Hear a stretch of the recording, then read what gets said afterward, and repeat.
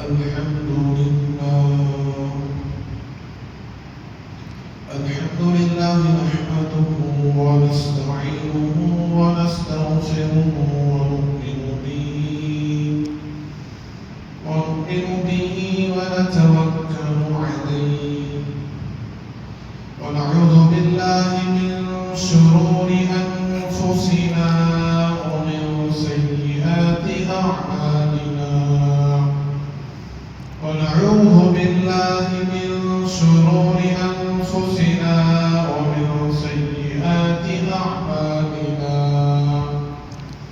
من يهد الله فلا مضل له ومن يضلل فلا هادي له ونشهد أن لا إله إلا الله وحده لا شريك له ونشهد أن سيدنا وسندنا ومولانا محمدا عبده ورسوله أرسله بالحق بشيرا ونذيرا وداعيا إلى الله بإذنه وسراجا منيرا أما بعد فأعوذ بالله من الشيطان الرجيم بسم الله الرحمن الرحيم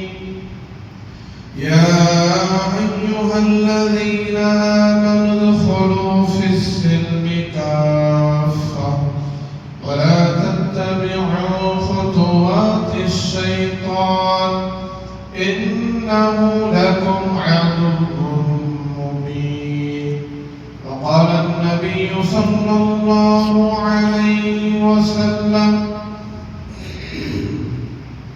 من حفظ سنتي أكرمه الله بأربع خصال المحبة في قلوب البررة والهيبة في قلوب الفجرة والسعة في الرزق والثقة في الدين أو كما قال رسول الله صلى الله عليه وسلم رب اشرح لي صدري ويسر لي أمري واحلل عقدة من لساني يفقهوا قولي سبحانك لا علم لنا إلا ما علمتنا إنك أنت العليم الحكيم رب زدني علما رب زدني علما رب زدني علما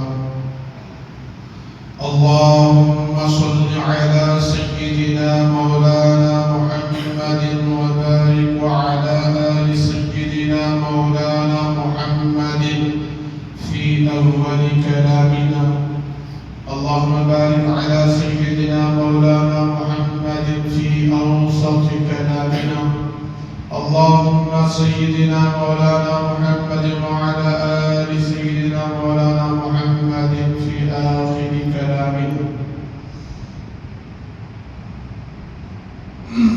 بزرگان محترم عزیز ساتھیوں ملت کے عزیز نوجوانوں ہمارا عنوان حضرات انبیاء علیہ الصلوۃ والسلام کی پاکیزہ سیرت اور آپ کی پاکیزہ حیات زندگی پر چل رہا ہے میں نے گزشتہ جمعہ حضرت سیدنا موسیٰ علیہ السلام کی سیرت کو شروع کیا کہ حضرت موسیٰ علیہ السلام کی سیرت بہت بڑی سیرت ہے قرآن پاک میں جگہ جگہ اگر کسی نبی پیغمبر رسول کا ذکر آیا ہے تو حضرت سیدنا موسیٰ علیہ السلام کا ہے پورے قرآن میں سب سے زیادہ نام کسی نبی کا ہے تو حضرت موسیٰ علیہ السلام کا ہے 136 مرتبہ حضرت موسیٰ علیہ السلام کا نام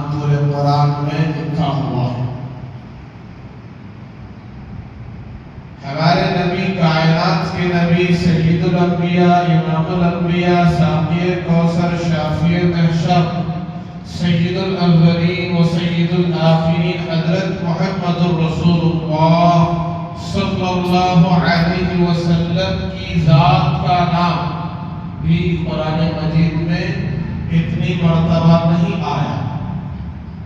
اصل میں اللہ تبارک و تعالی نے ہمارے نبی کا مقام و مرتبہ بہت بلند اور اعلیٰ بنایا۔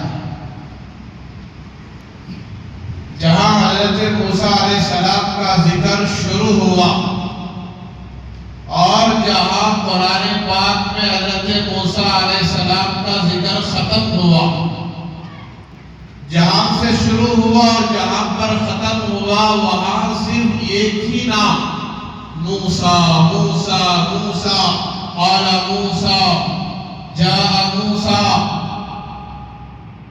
یقول موسیٰ وَإِذْ قَالَ مُوسَىٰ، یہی نام۔ لیکن میرے اور آپ کے نبی، پاکیزہ نبی، کائنات کے نبی حضرت محمد رسول اللہ صلی اللہ علیہ وسلم کا نام اللہ نے قرآن پاک میں 7 طریقے سے بیان فرمایا۔ کہیں کہا محمد، کہیں کہا احمد، کہیں کہا طٰہٰ، کہیں کہا یاسین، کہیں کہا عبداللہ، کہیں کہا مزمل، کہیں کہا مدثر۔ اور پورے قرآن میں جیسے اور نبیوں کو اللہ نے نام لے کر پکارا ہے، یا موسیٰ، یا ابراہیم، یا آدم، یا عیسیٰ، یا ایوب، یا یونس، یا یحییٰ، ایسے اللہ نے کہیں بھی ہمارے نبی کو یا محمد کر کے نہیں پکارا، یا محمد کر کے نہیں پکارا۔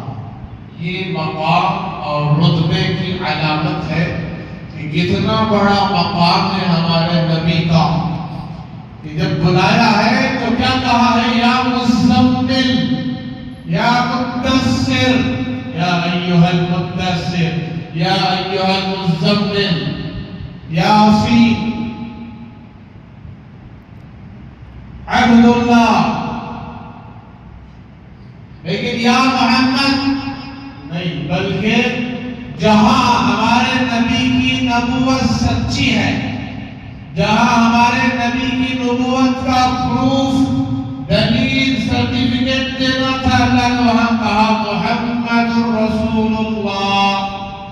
پوری انسانیت کو بتا دیا محمد کون ہے، اللہ کے رسول صلی اللہ علیہ وسلم۔ یہ تعظیم اللہ نے انسانوں کو سکھایا، ورنہ اللہ پابند نہیں ہے۔ اللہ یہ نام میرے اور آپ کے نبی کا نام یا محمد کہہ کر قیامت کے دن بلائیں گے، یا محمد ارفع رأسک۔ ہمارے نبی جب اپنے پاکیزہ سر کو سجدے میں رکھ دیے ہوں گے اور اللہ تبارک و تعالیٰ کی تعریف کر رہے ہوں گے، تو اس وقت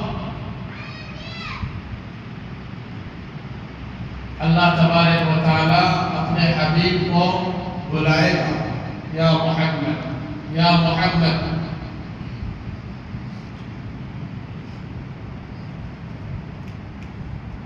تو یہ ادب، عظمت، احترام کی دلیل ہے۔ الغرض، تو حضرت موسیٰ علیہ السلام کون سے نبی ہیں؟ یہ بنی اسرائیل کے نبی ہیں، بنی اسرائیل کے پیغمبر ہیں۔ یہ کب تشریف لائے؟ یہ حضرت ابراہیم علیہ السلام کے بعد حضرت یعقوب علیہ السلام، پھر حضرت یوسف علیہ السلام، پھر حضرت یوسف علیہ السلام کی آل نسب میں یہ چلتے چلتے چلتے چلتے حضرت موسیٰ علیہ السلام تشریف لائے۔ اب میں نے گزشتہ عرض کیا تھا کہ فرعون نے خواب دیکھا۔ کیا خواب تھا؟ کہ خواب یہ دیکھتا ہے کہ جہاں اس کے محلات ہیں اور اس کی جہاں بادشاہت اور حکومت ہے، اس کے ماننے والے ہیں، ان کو قبطی کہتے ہیں، فرعونی کہتے ہیں، وہ سب کے سب آگ کی لپیٹ میں آ گئے ہیں، وہ مکانات جل رہے ہیں، جھلس گئے ہیں۔ اور بنی اسرائیل جو قوم ہے، حضرت یعقوب علیہ السلام کی اولاد، وہ مکانات بالکل صحیح سلامت ہیں۔ تو تعبیر اس نے پوچھی تھی، تو فرعون کو تعبیر سنائی گئی کہ بنی اسرائیل میں ایک لڑکا پیدا ہوگا جو تمہاری حکومت کو ختم کر دے گا، تمہاری سلطنت کو غرق کر دے گا۔ وہ لڑکا کون ہے؟ پیغمبر حضرت موسیٰ علیہ السلام۔ چنانچہ جب اس نے سنا تو خوف زدہ ہو گیا اور حکم جاری کر دیا، حاکم وقت ہے، بادشاہ ہے، آج کے بعد بنی اسرائیل میں جتنے بچے بھی پیدا ہوں گے سب کو ختم کر دینا، لڑکیوں کو چھوڑ دینا، لڑکوں کو ختم کر دینا۔ لکھا کتابوں میں اس ظالم نے تقریباً 70,000 بنی اسرائیل کے بچوں کو ختم کرا، صرف ایک بچے کے خوف سے۔ حضرت موسیٰ علیہ السلام کے خوف سے جس سال لڑکوں کو قتل کیا جا رہا تھا، اللہ تبارک و تعالیٰ کا نظام، اللہ کی قدرت، تقدیر الہی، حضرت موسیٰ علیہ السلام تشریف لا رہے ہیں، دنیا میں تشریف لا رہے ہیں، اور حضرت موسیٰ علیہ السلام کی والدہ امی جان بہت پریشان، بہت پریشان۔ تو اللہ تبارک و تعالیٰ نے حضرت موسیٰ کی طرف وحی بھیجی، وَأَوْحَيْنَا إِلَىٰ أُمِّ مُوسَىٰ، ہم نے موسیٰ کی ماں کی طرف، والدہ کی طرف یہ وحی بھیجی کہ جب بچہ پیدا ہو جائے تو اس کو دودھ پلاتے رہنا۔ بچہ پیدا ہونے دیں گے تو تب دودھ پلائیں گے، یہ ایسا ماحول ہے، 24 گھنٹے نگرانی ہے، کون حاملہ ہے، کسے ولادت ہونے والی ہے، اور پہلے دیکھا جائے کیا ہو رہا ہے، بچہ یا بچی، بچہ ہو رہا ہے تو اس کو ذبح ختم کر۔ اللہ تبارک و تعالیٰ نے ایسے ان کے حمل کی حفاظت کی کہ معلوم ہی نہیں پڑتا تھا کہ یہ حاملہ۔ اللہ نے حفاظت کی، پھر اللہ نے وحی بھیجی۔ وحی یہ تو پیغمبر بھی ہے، لیکن دل میں بات ڈالنے کو، اس کو بھی جو ہے وحی کی ایک شکل کہتے ہیں، الہام۔ اگر وہ شریعت کی نظر سے صحیح ہے تو پھر اسے الہام کہتے ہیں، غلط خیالات پیدا ہو تو یہ وسوسے سے۔ فَإِذَا خِفْتِ عَلَيْهِ فَأَلْقِيهِ فِي الْيَمِّ، جب تمہیں خوف پیدا ہونے لگے کہ یہ بچہ اب بچ نہیں سکتا، ظالموں کی نگاہ میں آ جائے گا، اب اس کو قتل کر دیں گے، تو تم ایک کام کرنا کہ بچے کو پانی کے اندر ڈال کے چھوڑ دیں، جہاں دریائے نیل ہے، جہاں پانی جا رہا ہے، جہاں تالاب ہے، دریا ہے، اس میں ڈال کے چھوڑ دیں، صندوق میں ڈال کر پانی میں ڈال کے چھوڑ دیں۔ اِنَّا لَرَادُّوهُ إِلَيْكَ وَجَاعِلُوهُ مِنَ الْمُرْسَلِينَ، اور آگے اللہ یہ کہتے ہیں کہ ہم تمہارے اس بچے کو لوٹا کر رہیں گے، تم تک پہنچا کر رہیں گے۔ تمہیں ڈالنا کیا ہوگا؟ پانی میں۔ اب والدہ نے دیکھا یہ اللہ کی طرف سے الہام ہے، القاء ہے، وحی کی شکل ہے، تو یہ ہمت آ گئی، پرامن ہو گئی، خوف ختم ہو گیا، ڈر ختم ہو گیا، جو دشمنوں کا خوف اور ڈر تھا وہ جاتا رہا۔ والدہ نے جا کر ایک صندوق بنانے والے کو، لکڑی کا صندوق بنانے والے کو حکم دیا کہ بنانے، خود تو نہیں بنا سکتی تھی، بنانے کا حکم دیا۔ اس نے کہا کس لیے بنوا رہی ہو؟ تو والدہ نے بہت چھپانے کی کوشش کی، ایک بار چھپایا، دو بار چھپایا، اس طریقے سے بار بار اس نے پوچھا، تو کہا کہ میرے بچے کو اس میں ڈال دیا۔ تو یہ جو ہے صندوق بنانے والا بڑا لالچی تھا، حریص تھا، اس نے ارادہ کیا یہ بات جا کر فرعون کے سامنے عرض کر، تاکہ اس بچے کو فرعون لے کر قتل کر دے اور مجھے بڑا انعام ملے۔ لہذا وہ گیا درباریوں کے پاس، جو فرعون کے درباری تھے۔ اس نے کہا کہ مجھے بادشاہ وقت سے کچھ بات کرنا ہے، فرعون سے کچھ بات کرنا ہے۔ درباریوں نے پوچھا کیا بات ہے، ہمیں بتاؤ۔ کہا یہ بات بتانے کی نہیں، یہ سب کو بتانے کی بات نہیں ہے، مجھے صرف فرعون ہی سے عرض کرنا ہے۔ تو درباری اس کو چھوڑنے تیار نہیں، بتانے تیار نہیں۔ ایک بار بھگایا، دوسری بار بھگایا، تیسرے دن کسی طریقے سے وہ اندر چلا گیا، مجھے جانا ہی ہے۔ اب فرعونی بھی، درباری بھی اس کو چھوڑ دیے کہ اگر یہ بات بہت زیادہ اہم بات ہو، بادشاہ کو پتہ چلے تو پھر ہماری پکڑ ہو جائے۔ فرعون تو بڑا ظالم ہے، یہ حکم پر قتل ہو جاتے ہیں۔ تو وہ گیا فرعون کے سامنے، جیسے ہی پہنچا اس کی زبان گونگی ہو گئی، بک بک بک بک کرنے لگا۔ کیا بولنا ہے اسے خود احساس نہیں، زبان نہیں کھل رہی ہے۔ فرعون نے کہا یہ کون گونگا آ گیا، کون بکواس کرنے آیا، اس کو تم نے یہاں کیسے بھیج دیا، اس کو پکڑ کے بھگاؤ، باہر مار کے نکالو۔ تو اس طریقے سے اس کو باہر بھگایا گیا، وہاں پھر سے زبان آ گئی،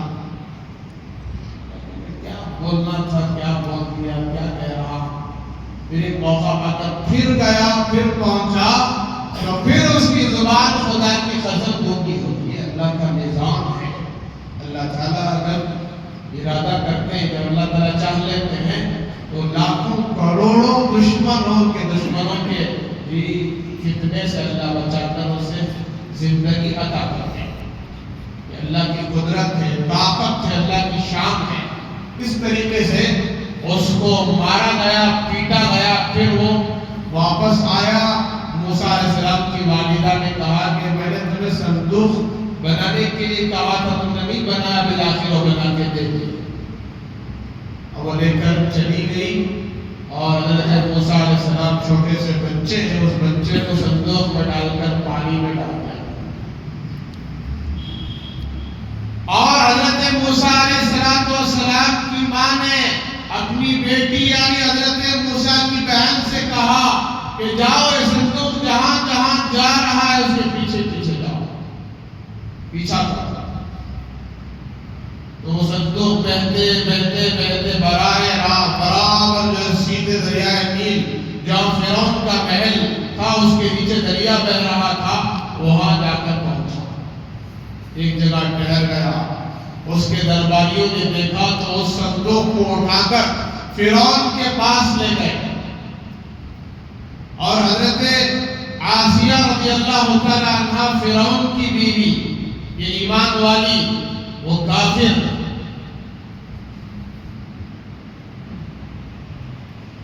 بعد میں چل کر وہ ایمان لاتی ہیں، تو حضرت آسیہ رضی اللہ تعالی عنہ بھی وہیں موجود ہیں، اور فرعون بھی دیکھ رہا ہے کیا صندوق ہے، تو کھولنے کا حکم دیا گیا، تو اس میں ایک حسین و جمیل خوبصورت بچہ، فَأَلْقَيْتُ مُحَبَّةً مِّنْهُ۔ قرآن کہتا ہے کہ موسیٰ کی محبت کو سب کے دل میں ہم نے ڈالا، سارے درباریوں کے دلوں میں بالخصوص حضرت آسیہ کے دل میں، فرعون کے دل میں محبت پیدا ہو رہی ہے، لیکن خوف اس بات کا ہے کہیں یہی وہ موسیٰ تو نہیں ہے جو میری سلطنت کو غرق کرنے والا ہے، ختم کرنے والا ہے۔ لہذا حضرت آسیہ رضی اللہ تعالیٰ عنہ نے کہا فَلَا تَقْتُلُوا، لا تقتلوا، اس بچے کو قتل نہ کرنا، عَسَىٰ أَن يَنفَعَنَا، یہ امید ہے کہ یہ ہمیں نفع پہنچائے، اس سے ہمیں نفع ہو، أَوْ نَتَّخِذَهُ وَلَدًا، کہ ہم اس کو اپنا بیٹا ہی بنا لیں۔ کیا بنا لیں؟ اس بچے کو اپنا بیٹا بنا لیں، کیونکہ نکاح کتابوں میں فرعون کی کوئی اولاد نہیں تھی، فرعون کی کوئی اولاد نہیں تھی، تو لہذا اللہ نے چہرے پر اتنا نور پیدا کیا، اتنی معصومیت، اتنی محبت ڈال دی، ہر کوئی دیکھ رہا تو محبت کر رہا، اور یہ خیال ہی نکل گیا ذہنوں سے یہ بنی اسرائیل کا بچہ ہو سکتا ہے۔ یوں سمجھنے لگے یہ بہت بڑا انعام اور تحفہ ہمیں مل گیا، لہذا اب حضرت موسیٰ علیہ السلام کی پرورش دشمن کے گھر میں ہو رہی ہے۔ اللہ کا باغی، نبیوں کا باغی، اللہ کا دشمن جو حضرت موسیٰ علیہ السلام کی جان کا دشمن ہے، ہزاروں بچوں کو اس نے قتل کروا دیا، اب پرورش ہو رہی ہے۔ حضرت موسیٰ علیہ السلام فرعون کے محل میں ہے، لیکن لکھا ہے کتابوں میں کہ آپ کی حضرت موسیٰ علیہ السلام کچھ بھی دودھ پینے کے لیے تیار نہیں، داعیہ کو بلایا گیا، جو دودھ پلانے والی عورتیں خواتین ہوتی ہیں ان کو بلا کر حضرت موسیٰ علیہ السلام کو ان کے حوالے کیا گیا کہ اس بچے کو دودھ پلائیں، لیکن حضرت موسیٰ علیہ السلام کسی کا دودھ پینے تیار نہیں۔ ایک دن، دو دن، 3 دن گزر گئے، سب حیران پریشان، ابھی بچہ دودھ نہیں پیے گا تو جیے گا کیسے؟ کئی داعیہ کا ٹیسٹ لے لیا گیا، لیکن کسی کا دودھ پینے تیار نہیں۔ جو قرآن کہتا ہے کہ ہم نے حرام کر دیا ہے ساری عورتوں کے دودھ کو، حرمنا علیہم المراضع، کہ جتنی دودھ پلانے والی عورتیں ہیں ان سب کے دودھ کو ہم نے حرام کر دیا، کیونکہ اللہ نے وعدہ کیا ہے نا اس بچے کو پھر سے موسیٰ علیہ السلام کی والدہ تک پہنچائیں گے۔ اللہ کا وعدہ ہے، اللہ کا وعدہ سچا ہے، ان اللہ لا یخلف المیعاد، اللہ وعدہ خلافی نہیں کرتے، تو لہذا حضرت موسیٰ علیہ السلام اب 3 دن گزر گئے، کچھ کھائے نہیں پیے نہیں۔ موسیٰ علیہ السلام کی بہن وہ بھی آئی ایک اجنبی کی طرح، اور خیر خواہی میں کہنے لگی کہ اس کا اندازہ نہ ہو کہ یہ کوئی موسیٰ کی لگتی ہے، کہنے لگی کہ اے بادشاہ سلامت، بڑے بڑے وزیروں کے سامنے کہنے لگی کہ میں ایک ایسی عورت کو جانتی ہوں جو ہر کوئی بچہ اس کے پاس دودھ پی لیتا ہے، ہر کوئی بچہ، بڑی صاف ستھری ایک عورت میں جانتی ہوں، اگر آپ کا حکم ہو تو میں اس کو بلا لاؤں تاکہ آپ مجھے بھی کچھ انعام دے دیں۔ تو لہذا فرعون نے کہا کہ بلا لاؤ، تو اب حضرت موسیٰ علیہ السلام کی والدہ کو جا کر اطلاع دیا گیا کہ یہ بادشاہ وقت بلا رہا ہے، تو لہذا موسیٰ علیہ السلام کی والدہ آتی ہیں اور ان کے ہاتھ میں بچہ دیا جاتا ہے۔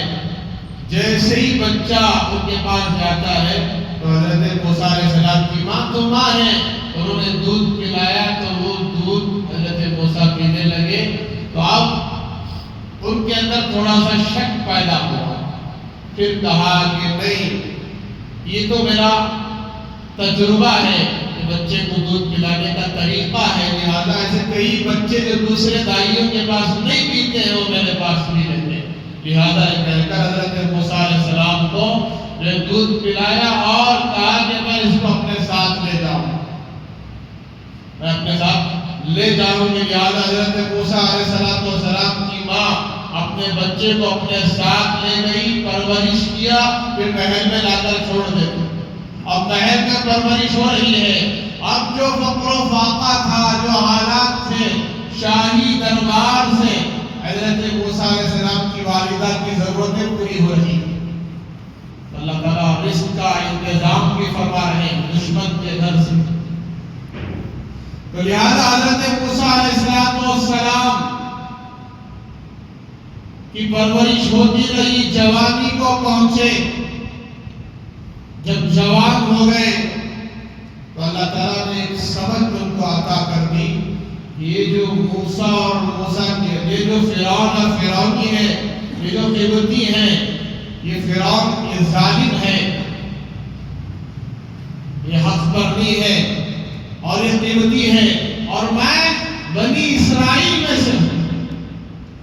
حضرت ابراہیم علیہ السلام کا قصہ سنتے تو خوش ہو جاتے، باغ باغ ہو جاتے۔ حضرت اسحاق علیہ السلام، حضرت یعقوب علیہ السلام، حضرت سیدنا یوسف علیہ السلام، ان کے واقعات سنتے تو باغ باغ ہو جاتے۔ اللہ نبیوں کی فطرت میں طہارت اور صفائی رکھتے ہیں کہ وہ پہچانتے ہیں حق کیا ہے، ناحق کیا ہے۔ لہذا ایک دن ان کا گزر دو ایسے آدمیوں پر سے ہوتا ہے کہ یہ قبطی اور ایک اسرائیلی، تو دونوں آپس میں جھگڑا کر رہے ہوتے ہیں۔ تو یہ اسرائیلی جو ہوتا ہے، بنی اسرائیل کا آدمی، وہ موسیٰ علیہ السلام کو مدد کے لیے پکارتا ہے کہ میرے ساتھ زیادتی کر رہا ہے، جھگڑا کر رہا ہے۔ تو لہذا قبطی کی طرح وہ دیکھتے ہیں تو یہ ظلم اور ناحق کام کر رہا ہے، تو اس کو سبق سکھانے کے لیے ایک چانٹا مارتے ہیں، سبق سکھانے کے لیے ایک چانٹا، ایک تھپڑ، جس کی وجہ سے وہ آدمی مر جاتا ہے۔ ایک چانٹا، کیونکہ نبیوں کو اللہ بہت طاقت دیتے ہیں، ان کا ارادہ مارنے کا نہیں تھا، بس سبق سکھانے کا تھا، تنبیہ کرنے کا تھا، لیکن وہ مر ہی جاتا ہے۔ اب وہاں سے خوفزدہ ہو کر حضرت موسیٰ علیہ السلام بھاگ جاتے ہیں۔ اب یہ واقعہ کسی نے نہیں دیکھا، کس نے مارا، کب مارا، کیسے مارا، مر گیا۔ پھر دوسرے دن یا تیسرے دن حضرت موسیٰ علیہ السلام کا گزر وہاں سے ہوتا ہے، تو پھر وہی اسرائیلی، بنی اسرائیل کا آدمی ایک اور قبطی سے لڑائی جھگڑا کر رہا ہوتا ہے۔ حضرت موسیٰ علیہ السلام دیکھتے ہیں کہ کل بھی جھگڑا کرتے کرتے مجھے بلایا، میں نے جو سبق سکھانے کے لیے اس کو مارا تو مر ہی گیا، لہذا اس طرف جاتے ہیں اور دیکھتے ہیں کہ پھر جھگڑا کر رہا ہے۔ تو حضرت موسیٰ علیہ السلام کو غصہ آتا ہے اور سبق سکھانے کے لیے اس کی طرف مارنے جاتے ہیں، تو کہہ دیتا ہے مجھے مت مارے، کہ کل والا واقعہ نہ پیش آ جائے کہ کل کی وجہ سے آپ نے ایک آدمی کو مار دیا، تو آپ کے مارنے کی وجہ سے میں نہ مر جاؤں۔ تو یہ بات جب زور سے کہتا ہے تو پھر پتہ چلتا ہے کہ موسیٰ علیہ السلام کی کل والے آدمی کے خاتم ہیں۔ یہ بات فرعون کے دربار تک پہنچ جاتی ہے۔ اب فرعون جو ہے قصاصاً بدلہ لینے کے لیے، کیونکہ موسیٰ علیہ السلام اس کی حرکتوں سے واقف ہو گئے ہیں اور حضرت موسیٰ علیہ السلام اس کے خلاف بہت ساری باتیں کر چکے ہیں، اب یہ قصاصاً جو ہے قتل کا حکم جاری کر دیتا ہے کہ موسیٰ کو بھی اس کے بدلے قتل کرو۔ کیا کرو؟ موسیٰ کو بھی۔ اصل میں موسیٰ کا جو معنی ہے ماؤن، جی ماؤن کے معنی عربی میں پانی کیا ہے؟ تو موسیٰ جو ہے حضرت موسیٰ علیہ السلام لکڑی کے بکسے میں، لکڑی کے صندوق میں پانی کے درمیان میں جو ہے تیرتے ہوئے ملے تھے۔ وہ لکڑی کا صندوق پانی میں تیر رہا تھا، چل رہا تھا، تو اس میں سے یہ ملے ہیں، تو اس لیے ان کا نام موسیٰ رکھ دیا گیا۔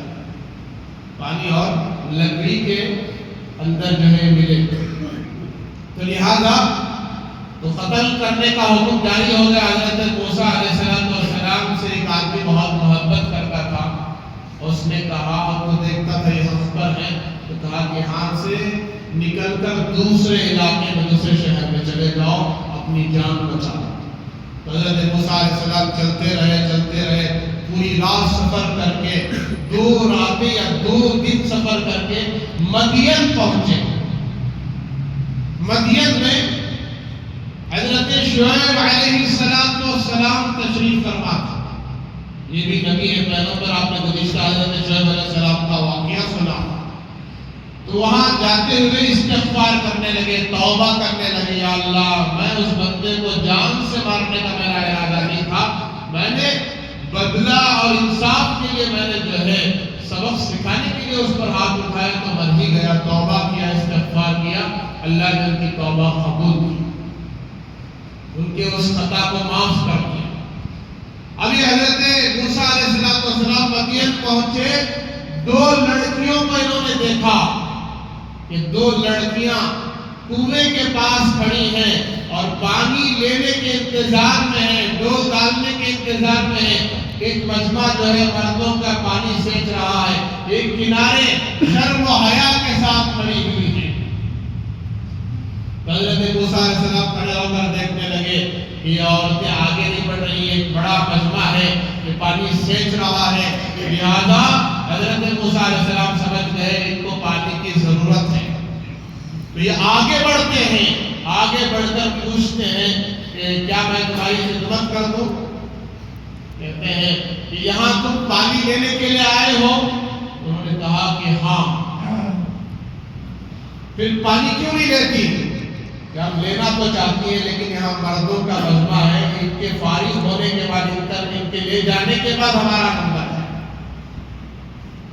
پوچھا کہ جب تمہارے اندر اتنی شرم و حیا ہے تو تم یہاں مردوں کے پاس کیا کر رہی ہو؟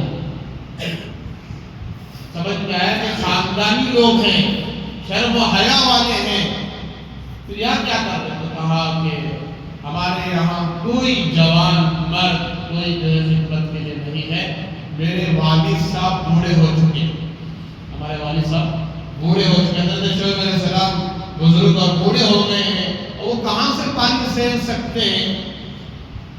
لہذا حضرت موسیٰ علیہ السلام نے پانی سینچ کر دیا۔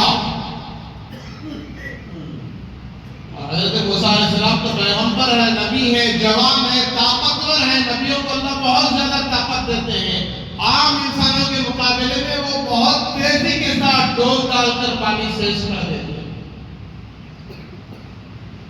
اب وہ لڑکیاں لے کر گئی پانی کا بھرا ہوا ڈول اور جا کر حضرت شعیب علیہ السلام کے سامنے، والد صاحب کے سامنے سارا قصہ سنایا۔ آج ہماری مدد کے لیے ایک نوجوان پہنچا، اجنبی، جسے ہم نہیں جانتی ہیں، اور بڑا طاقتور بھی ہے، امانت دار بھی ہے۔ طاقتور بھی ہے، امانت دار بھی ہے۔ طاقتور کیسے؟ کہ اس کے سینچنے کے ذریعے سے معلوم ہو، دوسرے لوگ جو بڑی تکلیف سے کھینچتے تھے وہ تو سیکنڈوں میں کھینچ دیا، کی طاقت کا اندازہ ہو گیا، مضبوط۔ پھر آگے کہا امانت دار بھی ہے، اس نے ہمارے چہرے پر نظر ڈال کر نہیں دیکھا، اس کی آنکھیں جو ہے ہماری طرف نہیں اٹھ رہی ہیں، بہت زیادہ حیا والا ہے۔ تو والد صاحب نے سن کر خوشی کا اظہار کیا، کہا کہ اگلی بار جاؤ تو اس نوجوان کو لے کر آؤ، یا پھر حکم دیا کہ جاؤ اس نوجوان کو لے کر آؤ تاکہ میں اس کو اجرت دوں اس خدمت کی۔ کس کی بھائی؟ شریف آدمی کی کوئی خدمت کی جاتی ہے تو وہ سامنے والے کو کوئی نہ کوئی ہدیہ دیتا ہے، کوئی نہ کوئی رقم اس کی حالت کے مطابق۔ کبھی نہ آدمی اس کی کوئی خدمت کی جائے تو وہ کوئی اجرت بھی نہیں دیتا، جزاک اللہ بھی نہیں بولتا، کوئی مدد کی جائے تو شریف آدمی کی مثال ہے، شریف آدمی کی علامت ہے۔ تو وہ اجرت دینے کے لیے حضرت شعیب علیہ السلام نے بیٹیوں کو حکم دیا کہ جا کر لے کر آؤ۔ چنانچہ ان کی بیٹیاں آئی اور آ کر حضرت موسیٰ علیہ السلام سے کہا میرے والد صاحب تمہیں بلا رہے ہیں۔ کیوں بلا رہے ہیں؟ کہ تم نے جو ہماری خدمت کی اس کی اجرت دینے کے لیے۔ تو پھر جو ہے حضرت موسیٰ علیہ السلام دیکھنے کی خواہش کیا کہ ان کے والد کون ہے، دیکھیں گے، جو اس طریقے سے تربیت انہوں نے کی ہے وہ چلتے رہے. لکھا ہے کتابوں میں حضرت موسیٰ علیہ السلام نے فرمایا کہ تم میرے آگے نہ چلنا، تم میرے پیچھے چلنا، میں آگے چلوں گا. جب دائیں بڑھنے کا نمبر آئے تو تم ایک پتھر اٹھا کر دائیں ڈال دینا، جب بائیں بڑھنے کا نمبر آئے تو بائیں طرف ڈال دینا، میں سمجھ جاؤں گا دائیں بڑھنا. کیوں بھائی ایسا؟ کہ عورتوں کے پیچھے پیچھے چلیں گے، ان پر نظر پڑے گی، پھر دل میں برے برے خیالات پیدا ہوں گے. اور حریف کا دل ہے نظر کی حفاظت. اسی لیے قرآن مجید نے تاکیداً کہا قُلْ لِلْمُؤْمِنِينَ يَغُضُّوا مِنْ أَبْصَارِهِمْ، اے نبی جی مومنین سے آپ کہہ دیجئے کہ وہ راستہ چل رہے ہوں تو اپنے نظر کو نیچے کر کے چلیں. جہاں بھی چلیں اپنے نظروں کو نیچے کرتے ہوئے چلیں. کتنی نیچے کرنا کہ راستہ بھی نظر آئے اور جان بھی محفوظ رہے، نقصان بھی نہ ہو. کہ اتنی نظر اوپر نہ کرے کہ ہر آنے والا جانے والا، آنے والی جانے والی سب نظر آئے، کسی غیر محرم پر نظر نہ پڑ جائے. اور آگے اتنا ہی نہیں کہا صرف نظر کی حفاظت نہیں، يَغُضُّوا مِنْ أَبْصَارِهِمْ وَيَحْفَظُوا فُرُوجَهُمْ، نظر کو نیچے کرو اور اپنی شرمگاہوں کی حفاظت کرو. گناہ کی ابتدا شروعات آنکھ سے ہوتی ہے. زنا کی ابتدا آنکھ ہے، گناہ کی ابتدا آنکھ ہے، اور اس کی اختتام قرآن کہتا ہے شرمگاہ. نگاہ کی حفاظت کرنا سیکھ لو، شرمگاہوں کی حفاظت ہوگی. آج دنیا میں جتنا بھی گناہ ہو رہا ہے وہ نظر سے گناہ ہو رہا ہے.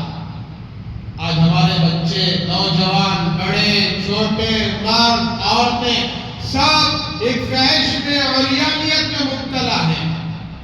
موبائل نے دنیا کی ساری گندگی کو جمع کر کے دے دیا. دنیا کا سارا فحش موبائل میں آ گیا. بد نظری ہی بد نظری، راستوں میں، چوراہوں میں، سڑکوں میں، گلیوں میں، جہاں جا رہے ہیں بد نظری ہو رہی. بازار میں تو بے حد بد نظری ہے، اور موبائل میں تو اتنا گناہ، اتنی ناجائز چیزیں. اللہ اکبر کبیرہ، دجال کا بہت بڑا فتنہ موبائل. تو اس سے اپنے آپ کو بچایا جائے. آج ہمارے نوجوان اسی موبائل کے چکر میں، فلموں کے چکر میں، اور جو ہے ویڈیوز کے چکر میں، فحش چیزوں کے چکر میں، کوئی گیم کے چکر میں، کوئی دوسری چیزوں کے چکر میں آج اپنی حیثیت کو، اپنے مقام کو بھلا دیا.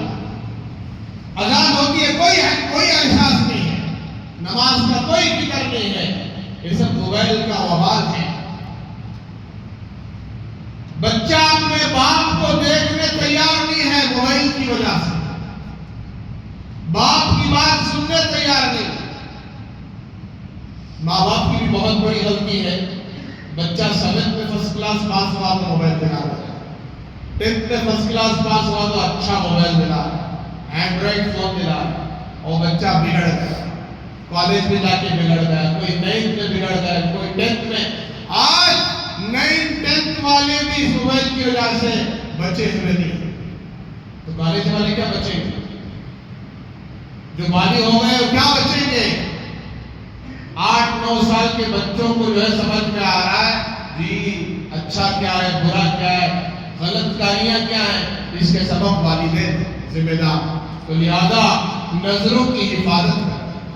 اور قرآن نے اس پاکیزہ عورتوں کا بھی ذکر کیا آنے کا طریقہ، کہ وہ جب آ رہی تھی موسیٰ علیہ السلام کو یہ بات بتانے کے لیے کہ ہمارے والد تمہیں بلا رہے ہیں، ان کا آنے کا طریقہ یہ تھا شرم و حیا کے ساتھ. چادر ڈھکی ہوئی ہے، پورے شرم و حیا کے ساتھ چل رہی ہے. یہ ان کی چال ڈھال بتا رہی ہے کہ ہماری بہنوں کو حیا کیسے اختیار کرنا ہے، لباس کیسے پہننا ہے. آج تو ہماری ماں بہنوں کا لباس بھی بدل گیا. شادیوں میں الگ لباس، بازاروں میں الگ لباس، فنکشنوں میں الگ لباس، پورا فیشن اور عریانیت. ویسٹرن کلچر پر ہماری جو ہے ماں بہنیں اب اتر گئی، ان جیسا لباس، تو حیا کہاں سے آئے؟ تو لہٰذا میرے بزرگوں، یہ نبیوں کی سیرت کے ذریعے سے ہمیں اپنے آپ کو پاک دامن حیادار بنانا ہے، کیونکہ حیا کے ساتھ اللہ سے ملاقات کرنا ہے۔ کل قیامت کے دن سب سے بڑا مقام اچھے اخلاق والوں کا اور شرم و حیا والوں کا ہوگا۔ جن کے اندر جتنی زیادہ شرم و حیا ہوگی، جتنے زیادہ وہ پاک دامن ہوں گے اور جتنے زیادہ اخلاق والے ہوں گے، ان کا اتنا بڑا مقام ہوگا۔ اچھے اخلاق والا، رات بھر عبادت کرنے والا، تہجد گزار، دن بھر روزہ رکھنے والا صائم کے مقام کو پہنچ جاتا ہے۔ اچھے اخلاق میں یہ بھی ہے کہ ہماری نظریں کسی کی بہو بیٹی کی طرف غلط نہ اٹھیں، ہماری زبان غلط نہ بولے، فحش جملے، گالیاں، جھوٹ، غیبت، چاڑی چغلی آج ہماری زبانوں پر نہ نظر کی حفاظت ہے نہ زبان کی حفاظت ہے، جس کی وجہ سے پورے جسم میں اس کا اثر پھیل رہا ہے اور دماغ میں پھیل رہا ہے، دل میں پھیل رہا ہے۔ اب حق بات کا کوئی اثر نہیں، ہمارا دل کالا ہو گیا ہے، کالا ہو گیا، بس بات میں ختم کر رہا ہوں، کالا ہو گیا، جس کی وجہ سے ہمیں اذان کا کوئی اثر نہیں، احساس نہیں۔ فجر کی نماز پڑھی ہوئی ہم نے آج؟ جی آج بھی نہیں، کل بھی نہیں، پرسوں بھی نہیں۔ اب آج جمعہ پڑھے تو پھر نیکسٹ جمعہ جاتے ہیں 7 دن کی نمازیں قضا کر کے جمعہ کے دن 2 رکعت نماز پڑھنے آ رہے ہیں۔ فجر میں کیوں اٹھنے کی توفیق نہیں ہو رہی ہے؟ تہجد میں اٹھنے کی کیوں توفیق نہیں ہو رہی ہے؟ اس لیے کہ ہماری آنکھیں غلط ہیں، ہمارا دماغ غلط ہے، ہمارے دل پر جو اثر ہو رہا ہے غلط اثرات لیے ہوئے ہیں۔ لہذا رات کی تاریکیوں میں کبھی گناہ نہ کرنا، بد نظری سے اپنے آپ کو بچانا، دن میں بد نظری سے بچانا، رات کی غلط کاریوں سے اپنے آپ کو بچانا۔ اللہ ہمیں تہجد گزار بنا دے گا، اللہ ہمیں فجر کا پابند بنا دے گا، ہمیں 5 وقت کی نماز کا پابند بنا دے گا۔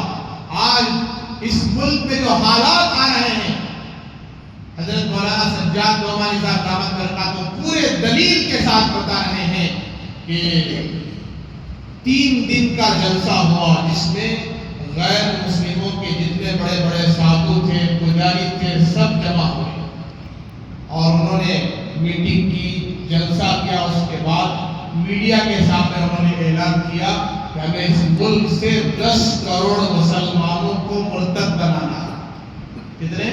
10 کروڑ مسلمانوں کو اسلام سے ہٹانا ہے اور مرتد بنا دینا ہے، اور آگے کہا 10 کروڑ مسلمانوں کو قتل عام کرنا ہے،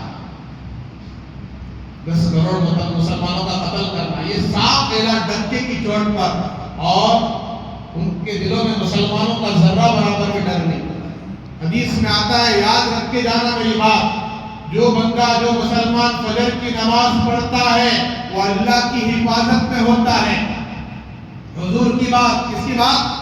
کائنات کے سچوں کی بات، سچے نبی کی بات، وہ اللہ کی حفاظت میں ہوگا۔ آج مسلمان اللہ کی حفاظت میں ہے، نکل گیا، آج نکل چکا۔ فجر کہاں اس کی، ظہر کہاں، عصر کہاں، مغرب کہاں، عشاء کہاں؟ اس کے پاس 25 منٹ، آدھا گھنٹہ ٹائم نہیں ہے، 1 گھنٹہ 24 گھنٹے میں اس کے پاس عبادت کے لیے ٹائم نہیں ہے، تو اللہ کی حفاظت میں ہے، نکل گیا بھائی۔ اب اس کو گاجر گولی کی طرح کاٹیں گے۔ لہٰذا میرے بزرگوں، توبہ کر کے معافی مانگ کے جانا۔ ہم صرف جمعہ کے مسلمان نہیں ہیں، ہم تو 24 گھنٹے کے مسلمان، 12 مہینے کے مسلمان، پوری زندگی کے مسلمان ہیں۔ ہمارا جسم کا ہر عضو مسلمان ہے۔ ہماری نظر اٹھنے سے پہلے سوچے میری نظر صحیح طرف اٹھ رہی ہے، صحیح جگہ اٹھ رہی ہے، غلط جگہ، یہ سوچ کر اٹھ رہا ہے۔ زبان کھولنے سے پہلے سوچے میں سچ بول رہا ہوں یا جھوٹ بول رہا ہوں۔ اپنے اعمال کی حفاظت کریں اور نمازوں کا اہتمام کریں، اور لقمہ اٹھانے سے پہلے سوچے لقمہ حلال کا ہے یا حرام کا۔ تجارت کرنے سے پہلے سوچے تجارت حرام کاروبار کی طرف لے کر رہی ہے یا حلال کی طرف۔ تو لہٰذا میرے بزرگوں، ان تمام باتوں پر 100% مجھے اور آپ کو عمل کرنا ہے، تاکہ اللہ ان اعمال کی وجہ سے جو حالات ہمارے اوپر آئے ہیں، حالات کو ختم کر دیں۔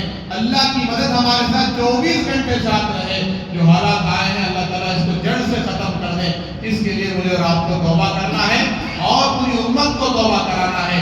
دعا فرمائے اللہ تعالیٰ ہم سب کو سنی ہوئی تمام باتوں پر 100% عمل کرنے کی توفیق عطا فرمائے. بہت زیادہ تاخیر ہو گئی, معذرت چاہتا ہوں. آخر میں آپ سے عادت کے ساتھ بڑی جو ہے گزارش کی جاتی ہے, آج کا جو تعاون ہے چندہ ہے ہماری عیدگاہ کے لیے ہے, جو 36 مساجد کی جو عیدگاہ ہے اس کے لیے ماشاءاللہ مہینے میں ایک مرتبہ ایک جمعہ جو ہے عیدگاہ کے لیے چندہ دیا جاتا ہے. تو دل کھول کر جاتے ہوئے اللہ کے لیے اس گھر کے لیے عیدگاہ کے لیے تعاون کرتے ہوئے یا اللہ تعالیٰ آپ کو آپ کے دینے کو بے انتہا قبول فرمائے, اس کا بدلہ دنیا اور آخرت میں بے انتہا نصیب فرمائے. وآخر دعوانا الحمدللہ رب العالمین.